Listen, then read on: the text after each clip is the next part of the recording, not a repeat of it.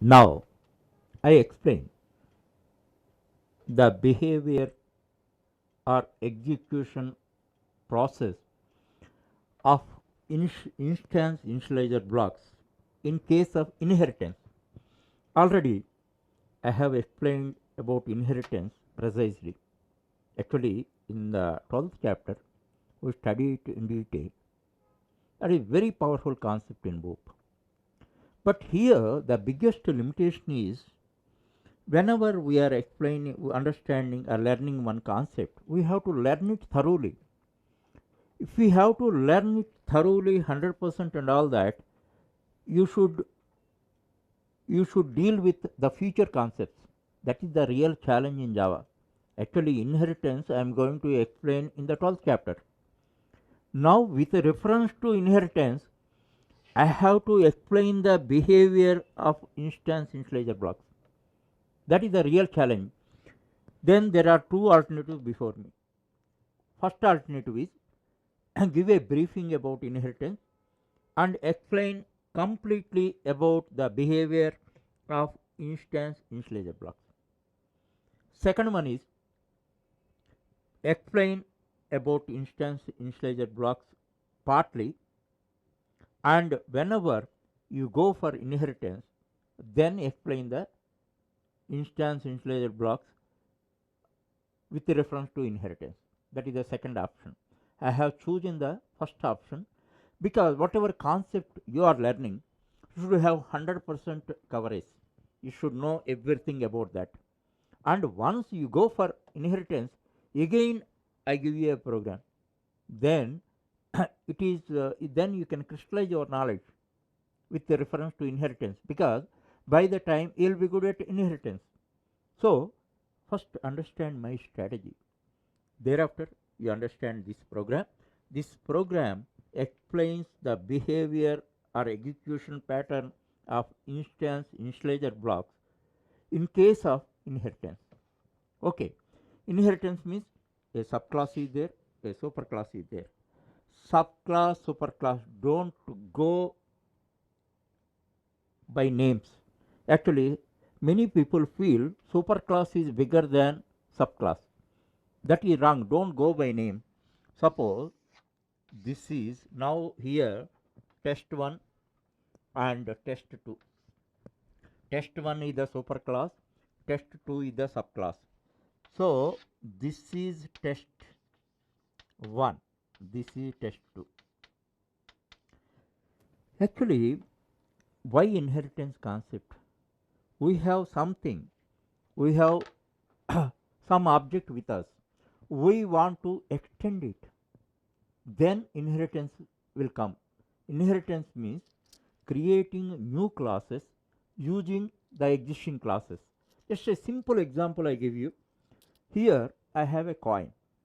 You feel you can treat it as a circle. Now circle class already I declared. Now I want to I want to construct a cylinder class. Then why should I develop cylinder class from the scratch? Just think, already circle class is there. Circle class, now you see how cylinder is formed. If circles are piled up like this, a cylinder is formed. Otherwise, you recall the formula. What is the area of the circle? Area of the circle is pi r square. What is the volume of the cylinder? Pi r square into h, pi r square h. What is the circumference of the circle? What is the formula of the circumference? 2 pi r. What is the uh, surface area, total surface area of the circle cylinder? That is 2 pi r into h. In that way, using existing classes, we can build new classes. Otherwise, for every class, we have to develop from the scratch. That is not a smart idea. That's why inheritance is required. Using inheritance, we can simplify our programming. We can build tasks very easily because many existing objects or components are available. Then using them, we can build new one. And one more thing, here already existing object is there, you can assume that it is tested because already people are using it. It is totally problem free. That's why you can comfortably use. Understand? For the new elements, you have to make a test, or otherwise you can make an integrated test. Nothing wrong in that. Okay, that is all about inheritance briefly. Now, actually, now superclass is there, subclass is there. In superclass, constructors are there. In superclass, instance initializer blocks are there. In subclass, constructors are there. Subclass, instance initializer blocks are there. For the sake of convenience, I call it IIB. IIB means instance initializer block. Okay. In subclass also IIBs are there. Then what is our concern? We have to learn what is the order of execution. Already we have seen in an independent class how uh, constructors and instance initializer blocks are executed if they are written in a program. Now we are extending our knowledge with the reference to inheritance. First you see test 2. Already test 1 class is there. Test 1 class is a super class. Test 2 class is a subclass. Okay, this you understand. You understand that as I told you already. This is test 1. Test 1 is a subset, and this is test 2 is super 1. So this is subclass. Now you see first class test 1. This superclass. In that xy we have defined, and we have defined a constructor. You see test 1 constructor. In test 1 constructor, what we have written, test 1 class constructor. Thereafter we are initializing x. Actually this is a new term, this, and this is a little complicated term. Don't worry about that, just I give a briefing about that. This means currently which object is calling constructor. This represents the current object which is calling constructor. That is the meaning that I will explain little more after some time, and in the next chapter I will give a detailed explanation about this. This dot x is equal to x, and SOP x value we are writing. That's all.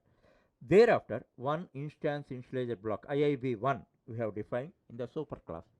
Always remember, this is the superclass. In superclass, what are there? One constructor is there, and one IIB one is there. Okay. Now, what code we have written? By language, you can understand that test 2 extends test 1. Test 2 is the subclass, extends test 1.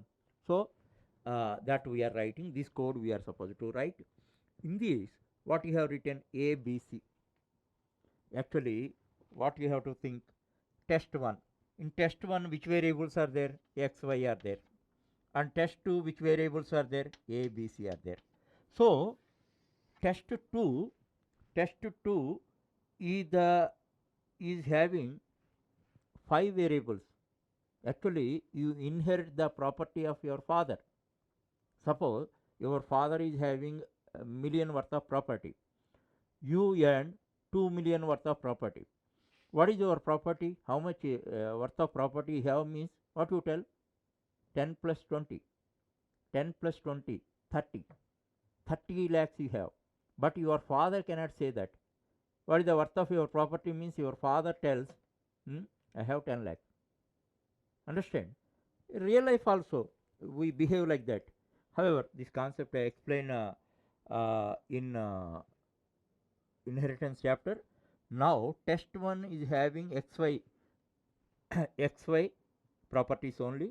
Test 2 is having ABC independently. Because of inheritance, it gets x1 also. Test 2 is having 5 variables, and test 1 is having 2 variables. That you must understand. In test 2 subclass, what I have defined, one constructor I have defined, IIB1, IIB2 I have defined. So, this is the overall position. So, in superclass, one constructor, one initializer block is there. In subclass, one constructor, two initializer blocks are there. When you create the instance or object of the subclass, how they are executed. That is the question. Now let us see that. Now come to the main. In this test 2 what? Subclass. Subclass object we created, that is T, and new test 2 3. 3 value you have given. Now you have to understand where 3 goes. Now the 3, where it goes, it is its constructor, and it goes to A, in turn it goes here. So A's value is 3, that you can understand and remember that. Now let us see how all these 5 are executed. As I told you, whatever logic I explained and all that, same thing you extend. So superclass is subset of subclass. That's why which is to be executed. Suppose you want to fill entire thing. How you fill that? First you fill this, thereafter you fill everything. Okay. Superclass should be constructed first, because this should be filled first. Thereafter subclass is constructed. That is a simple logic. So now you see, forget about subclass. In superclass, what are there? One constructor is there, one one constructor is there, and one instance initialized block is there. So first instance initialized block is executed. Because of that, y y 2 is initialized, and thereafter constructor is executed. Now constructor, where is the value? You get it out. Now you see here we have used super 1. Super means in a from a subclass constructor we are using super. That means we are calling superclass constructor. So because of that, this one, the 1 goes to x. So x is initialized with 1. That you have to understand. Y is initialized with 2 because of instance initializer block. Here see, B is initialized with 4, C is initialized with 5. That you have to understand. Now what you have to understand is the order. The order is, as I told you, superclass IIB1 is first. Superclass IIB1 is first. Thereafter 2 is printed, y's value we are printing. Thereafter superclass constructor is executed. As a result of that, x value 1 is printed. Thereafter let us come to subclass. If you come to subclass, first subclass IIB1, test 2 IIB1, test 2 IIB2, thereafter test 2 constructor. So again I tell you the order: superclass IIB1, thereafter superclass constructor, thereafter subclass IIB1, thereafter subclass IIB2, thereafter subclass constructor.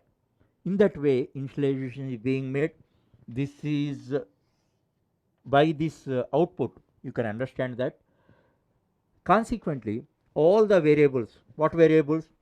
X and y, as well as A, B and C are initialized. Ultimately you are getting the results of all 1, 2, 3, 4, 5. In this manner you have to understand. Once we complete inheritance, you can have a better understanding over this. However, there is no confusion. Don't worry about the inheritance. I have given a precise idea about the inheritance, why it is to be created. Simple thing. Whatever order you learnt for execution of IIBs, the same order for superclass also are being executed. And one thing, first superclass IIBs are executed. Thereafter superclass constructor is executed. Thereafter subclass IIBs are executed. Thereafter subclass constructors are executed. Just thoroughly understand this program. Here concept is very important.